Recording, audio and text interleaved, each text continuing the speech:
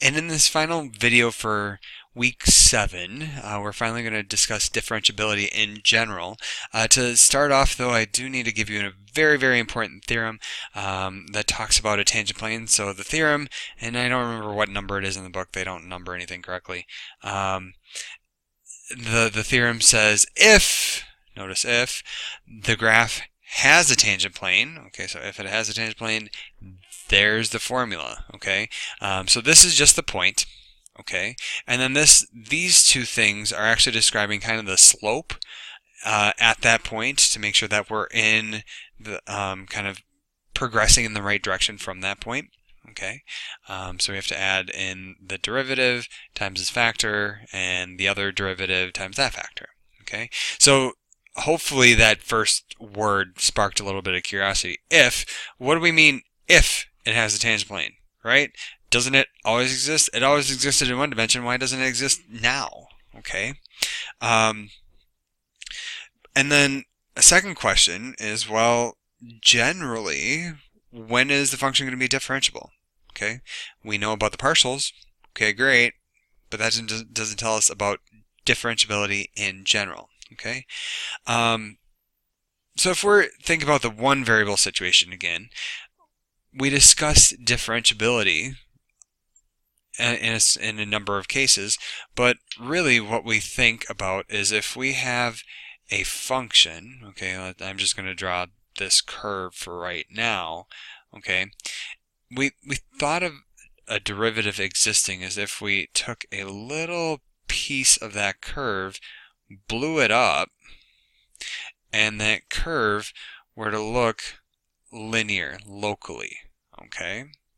And similarly, okay, we said it was not, so yes, this one had a derivative in a context where we were doing something like, oops, and I want to get the right colors going on here. Try that again. So if we had something like this, and we were taking this small region here and blowing it up, right, it did not look locally linear, right? It had a sharp point, okay? So that is the same idea that we are going to use here, okay? So a function is going to be differentiable at x is equal to a if, and here's our definition, it, at least the idea, has a good linear approximation.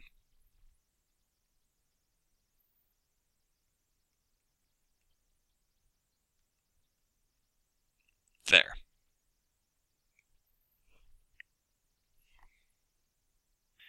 Okay, and so mathematically, if it has a good linear approximation there, well, I think we can just kind of follow the limit definition of a derivative, right?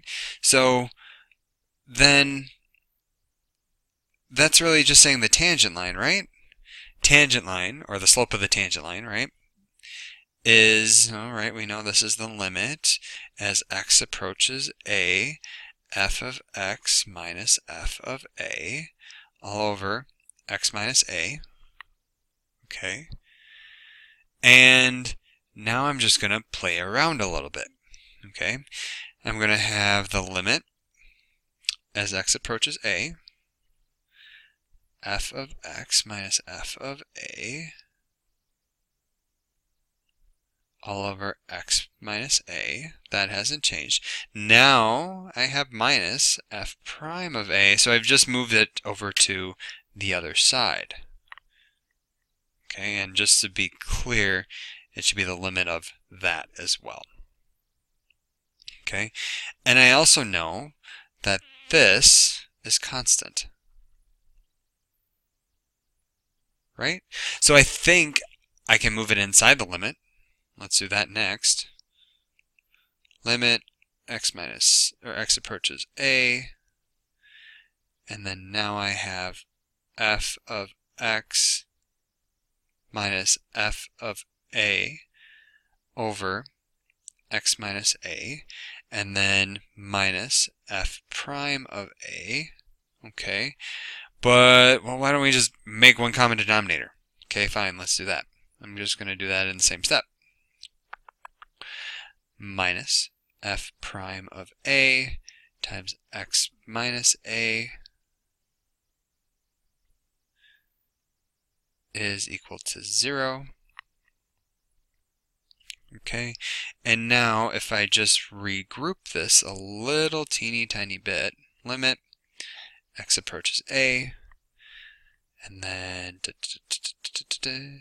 f of x minus, and then in brackets, f of a plus f prime of a, x minus a,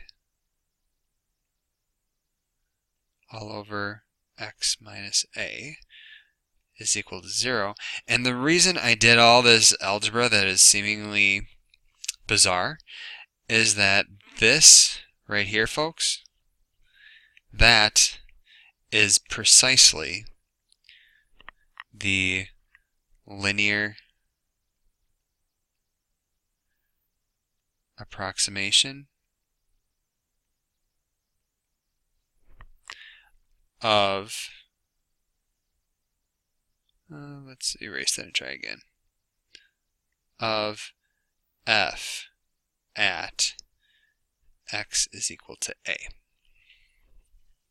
Okay, so that's in one variable calculus. I think something similar happens in multi-variable calculus. Okay, and so progressing on here, let's see. There we go. All right, so these are just the results from above. If you extend it to more dimensions, we get something similar. Okay, so here's our big definition for the day. All right, so we have f, and here we're just focusing on 2 dimensions for the moment, and we suppose that the partial derivatives of f with respect to x and y exist. We define h as up here, and then we say f is differentiable at a, b if, all right, and so f of x minus h of xy over the magnitude of x minus a, vector x minus vector a. Now, how in the world is that the linearization, right?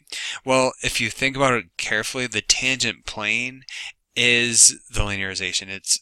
It's locally linear near that point. Okay, so it's taking this idea from one variable calculus where we had the function minus its linearization and just extending it into more dimensions. Okay, so we need to show that this limit is 0 in order to say conclusively that it is differentiable.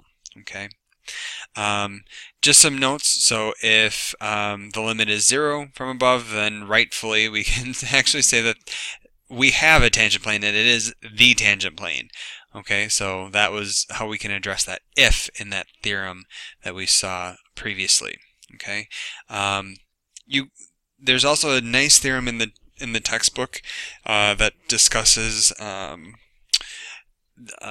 differentiability a different way, and so that says if the partial derivatives exist and are continuous, okay, we have, make sure we have to prove continuity, okay, then it is differentiable, okay.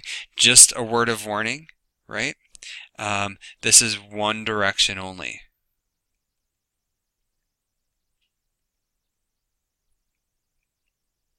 Okay, we cannot go in the reverse direction. Okay, and then just my last note here is that as with single variable calculus, if we have differentiable, then we have continuity. Okay, and that's going to conclude this week's slide, or this week's slides and this week's videos.